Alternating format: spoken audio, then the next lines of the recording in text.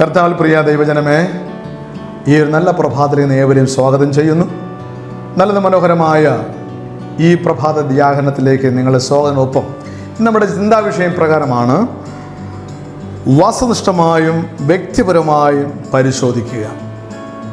തീർച്ചയായും നമുക്ക് ഇന്നത്തെ ചിന്താവിഷയത്തിലേക്ക് നമുക്ക് പ്രാർത്ഥനയോടെ ആയിരിക്കാം.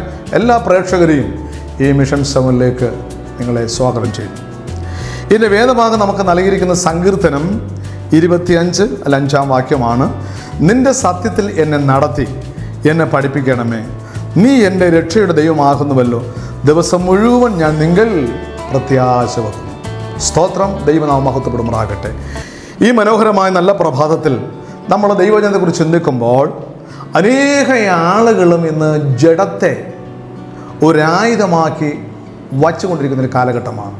അതാണല്ലോ ഇന്ന് ലോകത്ത് പ്രത്യേകിച്ച് നമ്മുടെ കൊച്ചുകാലിൽ സംഭവിക്കുന്നതായ അനിഷ്ട സംഭവങ്ങൾ, പ്രത്യേകിച്ച് യൗവനക്കാരിലൂടെ കൗമാരപ്രായക്കാരിലൂടെയുള്ള സംഭവങ്ങൾ നമ്മൾ ഞെട്ടിക്കുകയാണ്.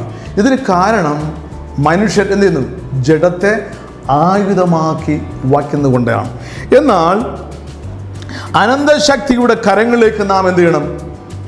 ചാരേണ്ടതായിട്ടുണ്ട്. അനന്തമായൊരു ശക്തി ആര്? ദൈവമാണ്.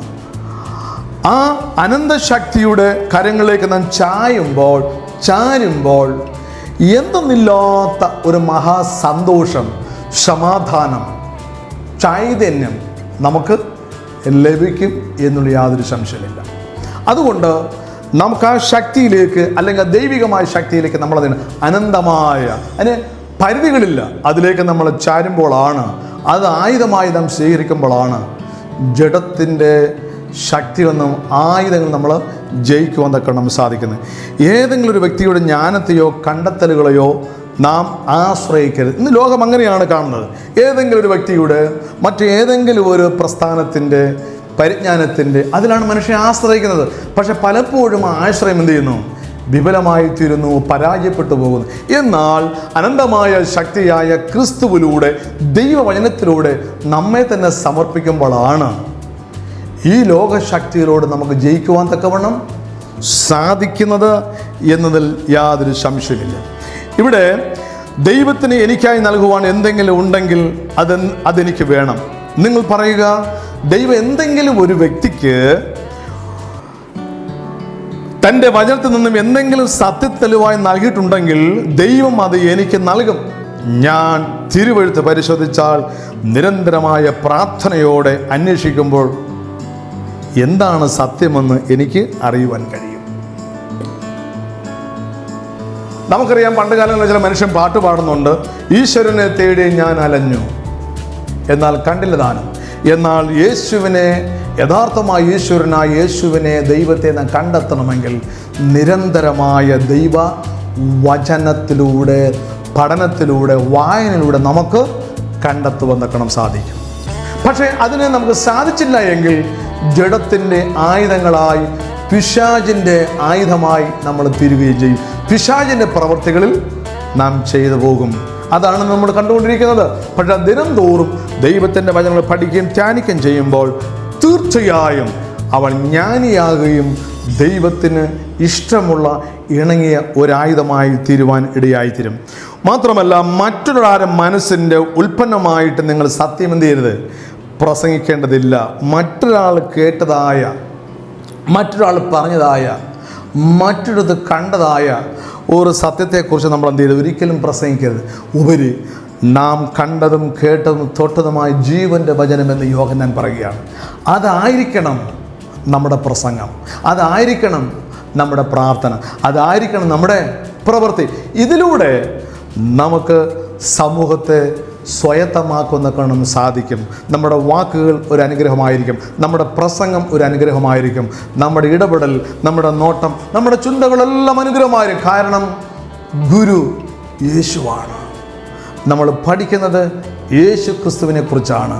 യേശുവിനെ കുറിച്ച് നന്നായി നമ്മൾ രുചിച്ചറിയുമ്പോൾ തീർച്ചയായും നമ്മുടെ പ്രസംഗം രുചിയുള്ളതായിത്തീരും, നമ്മുടെ പ്രാർത്ഥന രുചിയുള്ളതായിത്തീരും. നിങ്ങൾ പറയുക, ദൈവം ഏതെങ്കിലും ഒരു വ്യക്തിക്ക് തൻ്റെ വചനത്തിൽ നിന്നും എന്തെങ്കിലും സത്യത്തിന് തെളിവ് നൽകിയിട്ടുണ്ടെങ്കിൽ ദൈവം അത് എനിക്ക് നൽകും. ഇതിനെക്കുറിച്ചാണ് നമ്മൾ മനസ്സിലാക്കേണ്ടത്. മറ്റൊരു കാര്യം, ദൈവം യോഹന്നാന്റെ സുവിശേഷം 4-ാം അധ്യായം 39-42 വരെ നമ്മൾ വായിക്കുമ്പോൾ, ഇനി നിന്റെ വാക്കുകൊണ്ടല്ല ഞങ്ങൾ വിശ്വസിക്കുന്നത്, ഞങ്ങൾ തന്നെ കേൾക്കുകയും അവൻ സാക്ഷാ രോഗരക്ഷിതാവ് എന്നറിയുകയും ചെയ്തിരിക്കുന്നു. ഈ വാക്യം നമുക്ക് ഏവർക്കും അറിയാം, നല്ല ഒരു ശമരിയാസ്ത്രീയുടെ കാര്യമാണ് അല്ലേ. അവൾ വെള്ളം കോരാൻ വരുമ്പോൾ യേശുവിനെ കാണുന്നു, യേശു വെള്ളം ചോദിക്കുന്നു. അവൾ പറയുന്നു എന്താണ്, യഹൂദന്മാർ ഞങ്ങൾക്ക് സമ്പർക്കമല്ല. അവൾ നിർബന്ധപൂർവം യേശു പറഞ്ഞപ്പോൾ വെള്ളം കൊടുക്കുന്നു. അപ്പോൾ വെള്ളം കൊടുക്കാൻ യേശു അവളുടെ ചരിത്രങ്ങളെക്കുറിച്ച് യേശു പറയുവാനിടയായി. ആ ചരിത്രങ്ങളെക്കുറിച്ച് പറഞ്ഞപ്പോൾ അവർ സ്വയം മനസ്സിലാക്കി ഇത് ഒരു പ്രവാചകനാണ് എന്ന് മനസ്സിലാക്കി.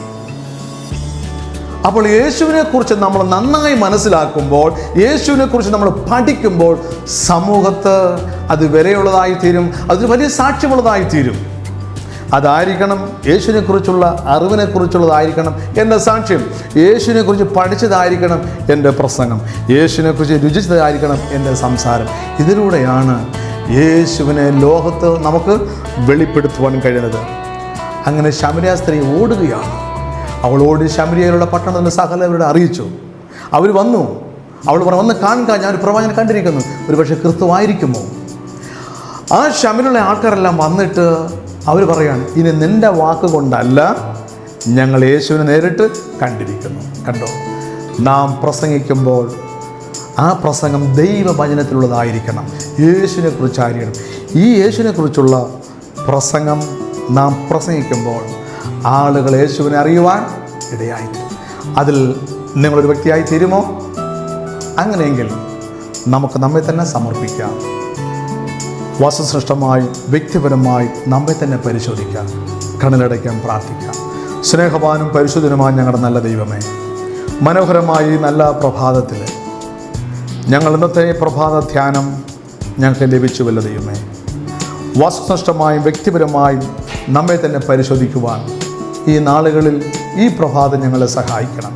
ഞാൻ യേശുവിനെക്കുറിച്ച് നല്ലവണ്ണം രുചിച്ചറിയുവാൻ, യേശുവിനെക്കുറിച്ച് പഠിക്കുവാൻ, അത് ആ ഒരു ശമരിയ സ്ത്രീ കേട്ടതുപോലെ ആ ശമരിയ സ്ത്രീ മുഖാന്തരം ശമരിയ പട്ടണത്തിലുള്ളവർ മുഴുവനും യേശുവിനെ അറിഞ്ഞതുപോലെ ഞാൻ യേശുവിനെ നന്നായി പഠിച്ച് ഞാൻ പ്രസംഗിച്ച് ഞാൻ സാക്ഷിയായിത്തീരുമ്പോൾ പട്ടണം മുഴുവനും അറിയുവാൻ ഇടയായിത്തീരണമേ കർത്താവേ.